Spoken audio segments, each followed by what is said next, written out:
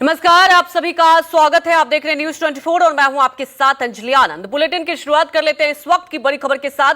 हरियाणा की राजनीति में हलचल। जी हां, हरियाणा की राजनीति में बड़ी हलचल देखने को मिल रही है। 3 निर्दलीय विधायकों ने बीजेपी से समर्थन वापस ले लिया है। तीनों निर्दलीय विधायक कांग्रेस के साथ गए हैं। बड़ी हलचल कही जा सकती है। सरकार का नैतिक अधिकार खत्म, भूपेंद्र हुड्डा की तरफ से बयान आया। हरियाणा में राष्ट्रपति शासन लागू हो, भूपेंद्र हुड्डा ने यह दावा किया है कि अब राष्ट्रपति शासन लागू होना चाहिए। हरियाणा में बड़ी खबर आपको बता दें। हालांकि आपको बता दें कि बीजेपी की तरफ से इस दावे को खारिज किया जा रहा है। हरियाणा की राजनीति में इस वक्त की बड़ी हलचल हुई है। अब आगे क्या होगा ये तो वक्त ही बताएगा, लेकिन बड़ा सवाल यह है कि अगर 3 निर्दलीय विधायकों ने बीजेपी से समर्थन वापस लिया है तो आगे क्या। तीनों निर्दलीय विधायक अब कांग्रेस के साथ चले गए हैं। जी हां, बड़ी खबर। एक तरफ लोकसभा चुनाव और लोकसभा चुनाव के बीच कहा जा सकता है कि बड़ी हलचल हरियाणा की राजनीति में। हरियाणा में राष्ट्रपति शासन लागू हो, भूपेंद्र हुड्डा ने यह बयान दिया है।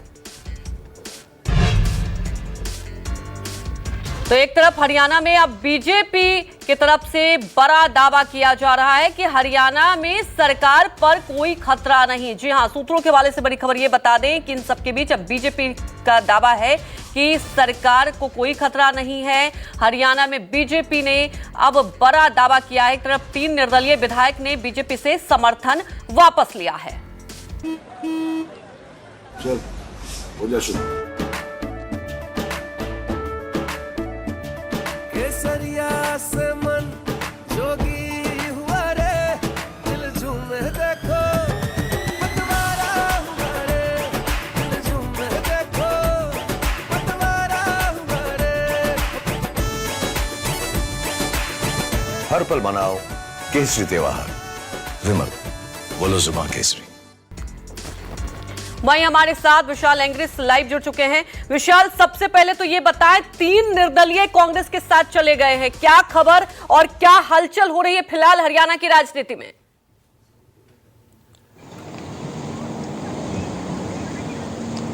देखिए, हरियाणा की राजनीति में यदि कहा जा सकता है कि एक तरह से भूकंप आया हुआ है और उसी के चलते ही जो विधायक हैं उन्होंने भी अपना पाला बदलते हुए दिखाई दे रहे हैं। कल जिस तरह से भूपेंद्र सिंह हुड्डा के समर्थन में ये 3 विधायक आ गए, क्योंकि जो पटकथा थी वो काफी पहले लिखी जा चुकी थी और लगातार ही भूपेंद्र सिंह हुड्डा के संपर्क में भी थे और यही कारण था कि जिस तरह से ये संपर्क में आए और उसके बाद जो राजनीतिक गतिविधियां एकदम से तेज हो चुकी थी और इसी के चलते ही जो सरकार थी, सरकार के पास सिर्फ और सिर्फ 43 जो विधायक हैं उनका ही समर्थन रह गया था। लेकिन जो सूत्र बता रहे हैं कि जो जेजेपी के 10 विधायक हैं उनमें से कई विधायक हैं वो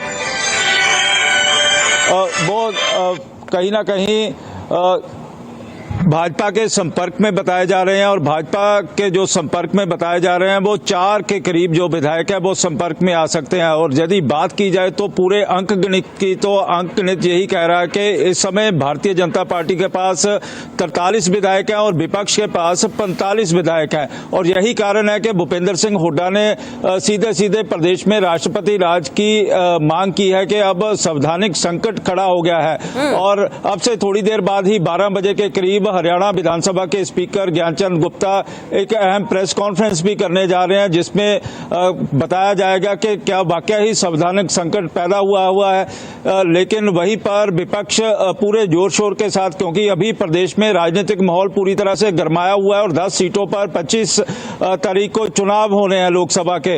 लेकिन पहले ही जिस तरह से भूपेंद्र सिंह हुड्डा ने एक शतरंज की चाल चलते हुए सरकार को पूरी तरह से अलग थलग करने का प्रयास किया है। अब देखने वाली बात होगी कि क्या वाकई ही प्रदेश में राष्ट्रपति शासन जो गवर्नर है वो लागू कर पाएंगे या नहीं कर पाएंगे। लेकिन यदि बीजेपी के सूत्रों की माने तो बीजेपी के सूत्र यही बता रहे हैं कि सरकार पूरी तरह से अशबस्त है, सरकार के पास बहुमत है, किसी भी तरह से कोई खतरा नहीं है।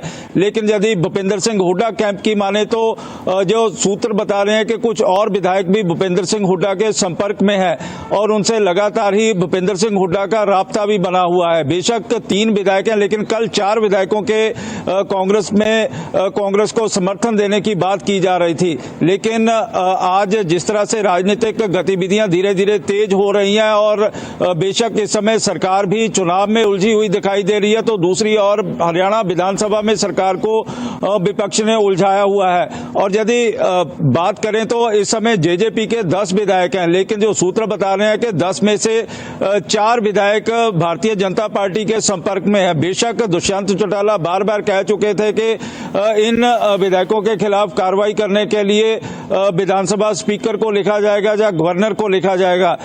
लेकिन वहीं पर जब जेजेपी ने सरकार से समर्थन वापस लिया था, तब जब दुष्यंत चौटाला हिसार में अपनी रैली कर रहे थे, तो उस समय सरकार जहां पर जो जेजेपी के विधायक थे, हरियाणा विधानसभा में 4 के करीब विधायक थे, वो बैठे हुए दिखाई दे रहे थे और कहीं ना कहीं अंतर्विरोध जो था जेजेपी में दिखाई भी दे रहा था। अब सभी की नजरें जेजेपी के ऊपर लगी हुई हैं कि जेजेपी का अगला कदम क्या होगा। क्या 10 के 10 विधायक इकट्ठा रह पाएंगे या फिर सरकार के पाले में चले जाएंगे?